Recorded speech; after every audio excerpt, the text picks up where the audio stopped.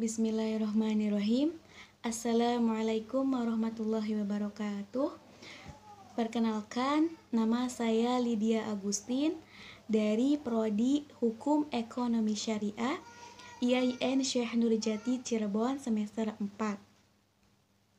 Saya di sini akan menjelaskan terkait materi tentang penempatan dan pemutusan hubungan kerja atau PHK. Penempatan adalah penugasan atau penugasan kembali seorang karyawan pada jabatan yang baru. Biasanya hal ini dilakukan oleh manajer lini yang merupakan atasan langsung dari seorang karyawan tersebut. Menurut Hasibun, bahwa penempatan adalah tindak lanjut dari adanya seleksi, yang merupakan menempatkan calon karyawan yang diterima pada suatu jabatan atau pekerjaan sesuai yang dibutuhkan pada perusahaan. Jenis-jenis penempatan dibagi menjadi 3. Yang pertama yaitu promosi. Promosi itu memindahkan karyawan kepada posisi yang lebih tinggi, baik itu dari segi bayaran, dari segi level tanggung jawabnya, maupun dari level keorganisasiannya. Yang kedua adalah transfer, yaitu pemindahan karyawan kepada posisi yang setara dengan jabatan yang sebelumnya. Yang ketiga yaitu demosi, yaitu memindahkan karyawan kepada posisi yang lebih rendah. Hal ini biasanya terjadi karena karyawan melakukan hal-hal ataupun kesalahan sehingga diturunkan jabatannya. Dalam proses penempatan ada hal-hal yang perlu diperhatikan, diantaranya yaitu pendidikan. Karena pendidikan merupakan hal pendorong untuk memangku jabatan dan demi kelancaran untuk menunaikan tugas-tugas dan kewajibannya. Yang kedua yaitu kesehatan, karena kesehatan juga merupakan hal yang penting dalam merealisasikan tugas-tugas yang ada dalam jabatan tersebut. Dan biasanya dalam menentukan jabatan juga disesuaikan dengan kondisi fisik dari karyawan tersebut sehingga tidak terjadi hal-hal yang tidak diinginkan. Yang ketiga adalah pengalaman kerja.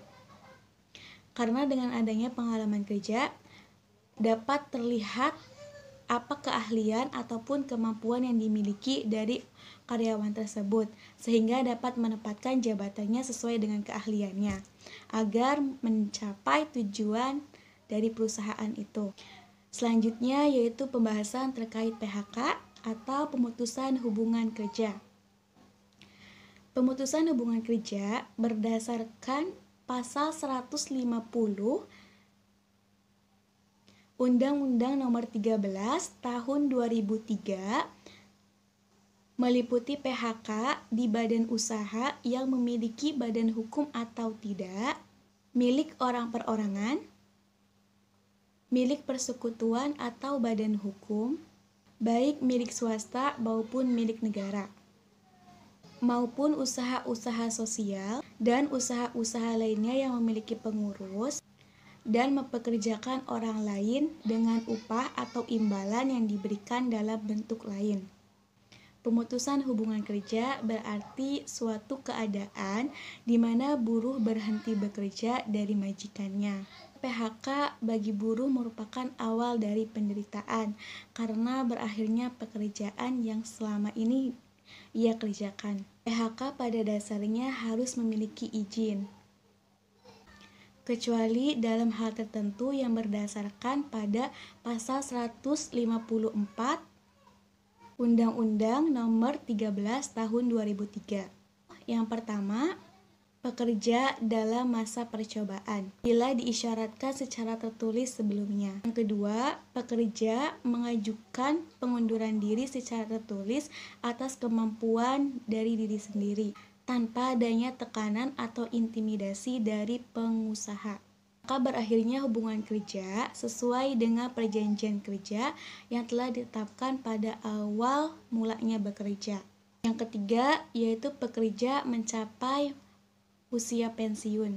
Yang keempat, karena pekerja meninggal dunia. Cara terjadinya PHK ada 4 macam. Antaranya yang pertama, yaitu PHK demi hukum, yaitu terjadi karena batas waktu bekerja yang telah disepakati itu berakhir atau apabila buruh meninggal dunia. Kedua adalah PHK oleh buruh, yaitu terjadi apabila buruh mengundurkan diri sendiri tanpa disertai dengan tekanan atau intimidasi dari pengusaha, atau telah mendapat alasan mendesak yang mengakibatkan buruh itu memilih untuk PHK. Yang ketiga adalah PHK oleh majikan, dengan alasan karena buruh tidak lulus dalam masa percobaan. Yang keempat yaitu PHK oleh keputusan pengadilan, yang disebabkan karena adanya putusan dari pengadilan. Hal ini terjadi biasanya karena adanya sengketa atau permasalahan dari buruh terhadap majikannya. Dari pemaparan tadi dapat saya simpulkan bahwa setelah dilakukannya seleksi, maka langkah selanjutnya adalah penempatan sesuai dengan standar operasional perusahaan. Penempatan ini harus diperhatikan sekali dan dipertimbangkan semaksimal mungkin agar tidak terjadi kesalahan dalam penempatan karyawan. Dalam menentukan jabatan harus sesuai dengan keahlian dan kemampuan dari karyawan sekaligus dari pengalaman karyawan tersebut, agar bisa melaksanakan tugas dan kewajibannya dengan semaksimal mungkin, sehingga akan menghasilkan karyawan yang berkualitas dan bertanggung jawab dan menghasilkan perusahaan yang unggul atau bonafit terkenal dengan sistemnya ataupun dengan prestasi-prestasi lainnya.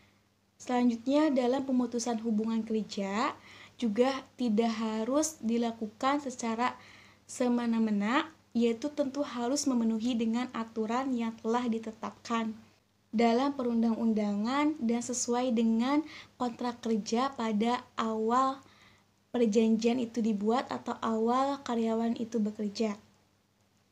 Mungkin sekian pemaparan materi dari saya.